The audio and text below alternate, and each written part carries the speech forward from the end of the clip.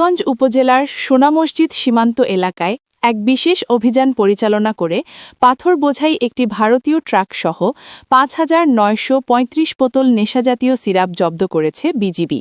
আমাদের চাঁপাইনবাবগঞ্জ জেলা প্রতিনিধি মাহিদুল ইসলাম ফরহাদের পাঠানো তথ্য ও ভিডিওচিত্রে ডিডি ডেস্ক রিপোর্ট।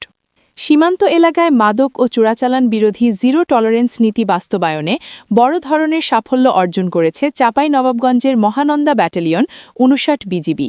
বিজিবি সূত্রে জানা যায়, গোপন ও সুনির্দিষ্ট তথ্যের ভিত্তিতে গত ১৮ এপ্রিল ২০২৬ তারিখ রাত আনুমানিক ১১ ঘটিকায় মহানন্দা ব্যাটালিয়নের সহকারী পরিচালক শেখ মনোয়ারুল ইসলামের নেতৃত্বে সোনা মসজিদ বিওপির একটি চৌকস টহল দল এই অভিযান চালায়।